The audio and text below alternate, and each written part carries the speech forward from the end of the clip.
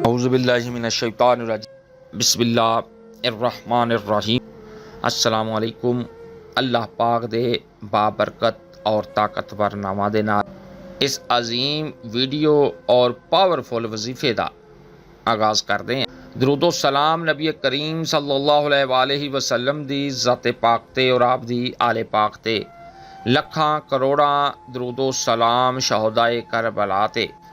मैं अपने सुनन वालियां नूं अज दी वीडियो दे अंदर ऐसा हैरान कुन वजीफा दसांगा। इस वजीफे दे नाल तुसी अपने अजीम जिन दे नाल दोस्ती कर सकते हो।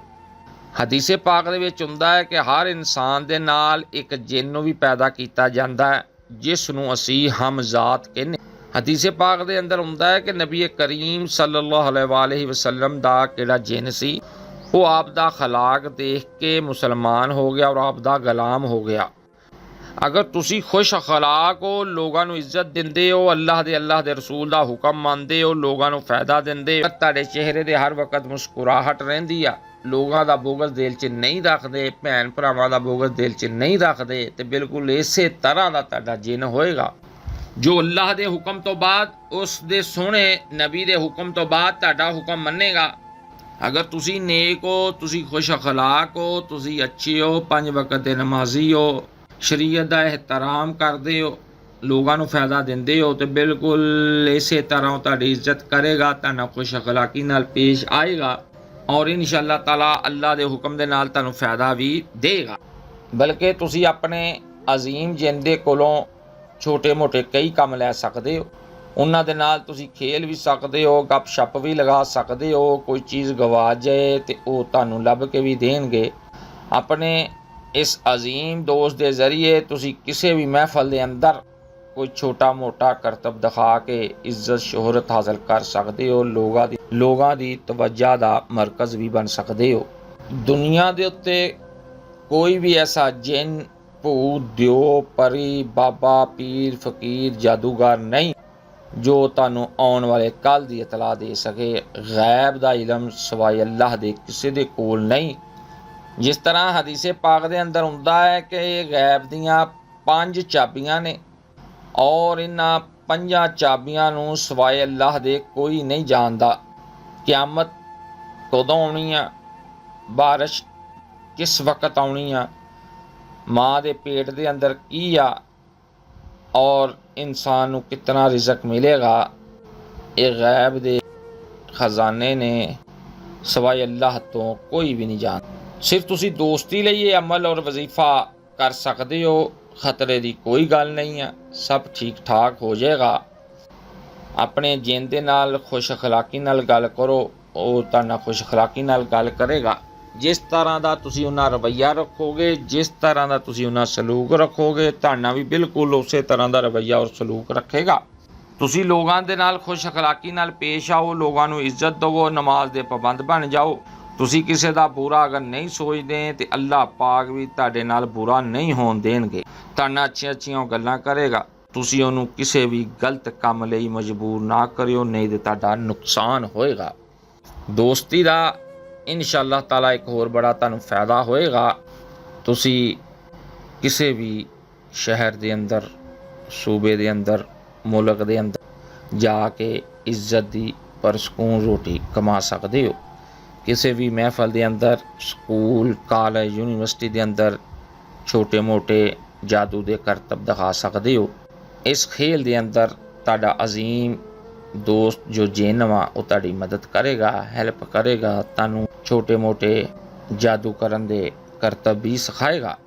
जिस कमरे के अंदर तुसी यह वजीफा करना है, अमल करना है, एक गल का ख्याल रखना है, 41 दिन का अमल और वजीफा है। 41 दिन उस कमरे के अंदर ख्वातीन ना जान, परेशान नहीं होना गल सुन के। नूरानी वजीफा है, कुरान और हदीस की रोशनी के नाल इंशाअल्लाह ताला फायदा ही फायदा है, नुकसान कोई नहीं। जो मेरे दोस्त भी दोस्ती करना चाहते ने, मकसद सिर्फ लोगों की मदद करन लई, हैल्प करन लई, अगर तुहाडे जहन के अंदर किसी नूं तंग करन दा ख्याल आ जां रुपया पैसा कमाउण दा ख्याल आ, लोगों के राज जानन दा ख्याल, तो तुहाडा वजीफा कामयाब नहीं होएगा। सफेद रंग का सूट रखना, जिस वक्त तुसी अमल करना है ਉਸੇ ਸੂਟ ਨੂੰ ਪਹਿਨਣਾ। ਇਹ ਸੂਟ ਤੁਸੀਂ ਹੋਰ ਕਿਸੇ ਕੰਮ ਲਈ ਇਸਤੇਮਾਲ ਨਹੀਂ ਕਰਨਾ, ਦਫ਼ਤਰ ਜਾਣ ਲਈ, ਕਿਤੇ ਮਹਿਮਾਨ ਜਾਣ ਲਈ ਜਾਂ ਆਮ ਘਰ ਦੇ ਅੰਦਰ। ਸਿਰਫ ਇਹ ਸੂਟ ਤੁਹਾਡਾ ਵਜ਼ੀਫਾ ਕਰਨ ਲਈ ਹੋਣਾ ਚਾਹੀਦਾ ਹੈ। ਕਮਰੇ ਦੇ ਅੰਦਰ ਅਗਰਬੱਤੀ ਦਾ ਇਸਤੇਮਾਲ ਤੁਸੀਂ ਲਾਜ਼ਮੀ ਕਰਨਾ ਹੈ। ਖੁਸ਼ਬੂ ਵਗੈਰਾ ਦਾ ਇੰਤਜ਼ਾਮ ਹਰ ਵਕਤ ਕਮਰੇ ਦੇ ਅੰਦਰ ਰਵੇ, ਕਮਰਾ ਮਹਿਕਦਾ ਰਵੇ। ਕੱਪੜਿਆਂ ਦੇ ਉੱਤੇ ਬਿਹਤਰੀਨ ਅਤਰ ਦਾ ਇਸਤੇਮਾਲ ਕਰਨਾ ਹੈ।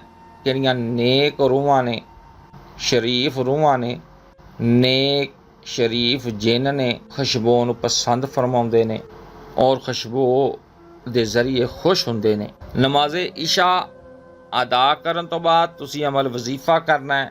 ਜੁਮੇਰਾਤ ਦੀ ਰਾਤ ਨੂੰ ਤੁਸੀਂ ਇਹ ਅਮਲ ਸ਼ੁਰੂ ਕਰਨਾ ਹੈ। 41 ਦਿਨ ਦਾ ਵਜ਼ੀਫਾ ਹੈ, ਵਿੱਚ ਵਜ਼ੀਫਾ ਛੱਡਣਾ ਨਹੀਂ, ਗੈਰ ਹਾਜ਼ਰੀ ਨਹੀਂ ਕਰਨੀ। ਔਰ ਇੱਕ ਖਾਸ ਗੱਲ, ਵਕਤ ਦੀ ਪਾਬੰਦੀ ਕਰਨੀ ਹੈ।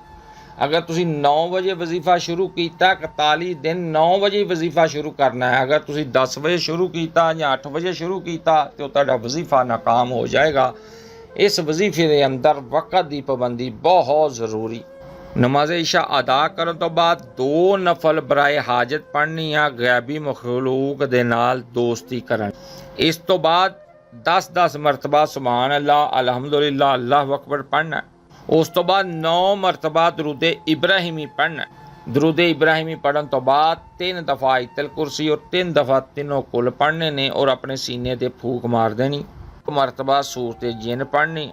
ਸੂਰਤ ਜਿਨ ਪੜ੍ਹਨ ਤੋਂ ਬਾਅਦ 3 ਦਫਾ ਆਪਣਾ ਨਾਮ ਔਰ ਆਪਣੇ ਵਾਲਿਦ ਦਾ ਨਾਮ ਦਿਲ ਦੇ ਅੰਦਰ ਪਕਾਰਨਾ।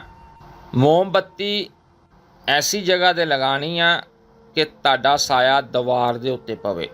ਸੂਰਤ ਜਿਨ ਪੜ੍ਹਨ ਤੋਂ ਬਾਅਦ ਜਿਸ ਦੀਵਾਰ ਦੇ ਉੱਤੇ ਤੁਹਾਡਾ ਸਾਇਆ ਵਾ, ਉਸ ਦੀ ਤਰਫ ਦੇਖਦਿਆਂ ਆਇਆ 7 ਮਰਤਬਾ ਤੁਸੀਂ ਇਹ ਪਾਕ ਕਲਮਾਤ ਪੜ੍ਹਨੇ, ਨੂਰਾਨੀ ਕਲਮਾਤ ਪੜ੍ਹਨੇ ਨੇ, ਇਸਲਾਮੀ ਕਲਮਾਤ ਪੜ੍ਹਨੇ ਨੇ, ਜਿਨ੍ਹਾਂ ਦਾ ਨੁਕਸਾਨ ਕੋਈ ਨਹੀਂ, ਇਨਸ਼ਾਅੱਲਾਹ ਤਾਲਾ फ़ायदा ही फ़ायदा है। 7 ਮਰਤਬਾ ਤੁਸੀਂ ਇਹ ਕਲਮਾਤ ਪੜ੍ਹਨੇ ਨੇ ਜੋ ਤੁਹਾਨੂੰ ਆਪਣੇ ਮੋਬਾਈਲ ਦੀ ਸਕਰੀਨ 'ਤੇ ਨਜ਼ਰ ਆ ਰਹੇ ਨੇ।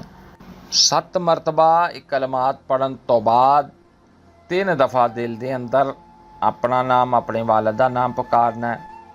ਇਸ ਤੋਂ ਬਾਅਦ 1100 ਮਰਤਬਾ ਤੁਸੀਂ ਇਹ 2 ਅੱਲਾਹ ਪਾਕ ਦੇ ਤਾਕਤਵਰ ਇਸਮੇ ਆਜ਼ਮ ਪੜ੍ਹਨੇ ਨੇ, ਯਾ ਕਹਾਰ ਯਾ ਵਲੀਯੂ। 1100 ਮਰਤਬਾ ਪੜ੍ਹਨ ਤੋਂ ਬਾਅਦ ਆਪਣੇ ਸਾਏ ਦੇ ਉੱਤੇ ਫੂਕ ਮਾਰ ਦੇਣੀ ਆ ਔਰ ਆਪਣੇ ਸੀਨੇ 'ਤੇ ਫੂਕ ਮਾਰ ਦੇਣੀ ਆ ਔਰ 9 ਦਫਾ ਦਰੂਦ ਪਾਕ ਤੁਸੀਂ ਪੜ੍ਹ ਦੇਣਾ ਹੈ। ਰੋਜ਼ਾਨਾ ਨਮਾਜ਼ ਅਸਰ ਤੋਂ ਬਾਅਦ 7 ਕਲਰ ਦੀਆਂ ਦਾਲਾਂ ਲੈ ਲੈਣੀਆਂ ਨੇ। ਇਸ ਤਰ੍ਹਾਂ ਮਿਕਸ ਕਰ ਲਵੋ। ਨਮਾਜ਼ ਅਸਰ ਤੋਂ ਬਾਅਦ ਰੋਜ਼ਾਨਾ ਕਬਰਸਤਾਨ ਦੇ ਕੀੜਿਆਂ ਮਕੌੜਿਆਂ ਨੂੰ ਪਾ ਕੇ ਆਉਣੀ ਹੈ। ਇਹ ਤੁਹਾਡੇ ਵਜ਼ੀਫੇ ਦਾ ਸਦਕਾ ਹੈ।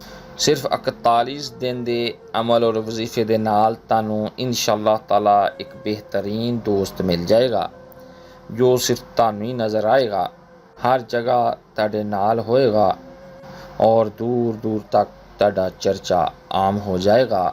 ਪੂਰੀ ਤਵੱਜਾ ਦੇ ਨਾਲ ਇਹ ਵਜ਼ੀਫਾ ਕਰੋ, ਬੇਫਿਕਰ ਹੋ ਕੇ, ਕਿਸੇ ਕਿਸਮ ਦਾ ਖਤਰਾ ਔਰ ਖੌਫ ਨਹੀਂ। ਜਿਸ ਨੇ ਵੀ ਇਹ ਵਜ਼ੀਫਾ ਸ਼ੁਰੂ ਕਰਨਾ ਹੈ, ਕਮੈਂਟਸ ਦੇ ਅੰਦਰ ਆਪਣਾ ਤੇ ਆਪਣੇ ਵਾਲਿਦ ਦਾ ਨਾਮ ਲਾਜ਼ਮੀ ਲਿਖ ਦੇਵੇ ਸਾਨੂੰ। ਅਸੀਂ ਇਨਸ਼ਾਅੱਲਾਹ ਤਾਲਾ 41 ਦਿਨ ਉਸ 'ਤੇ ਪੂਰੀ ਨਿਗਾਹ ਰੱਖਾਂਗੇ। 41 ਦਿਨ ਬਾਅਦ ਉਹ ਤੁਹਾਡੀ ਤਰਫ ਦੋਸਤੀ ਦਾ ਹੱਥ ਵਧਾਏਗਾ। ਉਸ ਦੇ ਨਾਲ ਬਿਹਤਰੀਨ ਤਰੀਕੇ ਨਾਲ ਦੋਸਤੀ ਨਿਭਾਇਓ। ਤੁਹਾਨੂੰ ਕੁਝ ਕਲਮਾਤ ਦੱਸ ਦੇਗਾ ਜੋ ਤੁਸੀਂ ਰੋਜ਼ਾਨਾ ਪੜ੍ਹਨੇ ਨੇ। ਇਹ ਕਲਮਾਤ ਤੁਹਾਡੇ ਜਿਨ ਦੀ ਖੁਰਾਕ ਆ। ਜਿਤਨੇ ਜ਼ਿਆਦਾ ਪੜ੍ਹੋਗੇ ਉਤਨਾ ਤੁਹਾਡਾ ਜਿਨ ਖੁਸ਼ ਰਹੇਗਾ, ਤਾਕਤਵਰ ਰਹੇਗਾ। ਇਸ ਤੋਂ ਬਾਅਦ ਉਹ ਤੁਹਾਨੂੰ ਬੁਲਾਉਣ ਦਾ ਤਰੀਕਾ ਵੀ ਦੱਸ ਦੇਗਾ ਕਿ ਕਿਸ ਤਰ੍ਹਾਂ ਤੁਸੀਂ ਮੈਨੂੰ ਬੁਲਾਉਣਾ ਹੈ। ਉਹ ਲਫ਼ਾਜ਼ ਦੱਸੇਗਾ, ਉਸ ਲਫ਼ਾਜ਼ ਦੀ ਤਾਦਾਦ ਦੱਸੇਗਾ।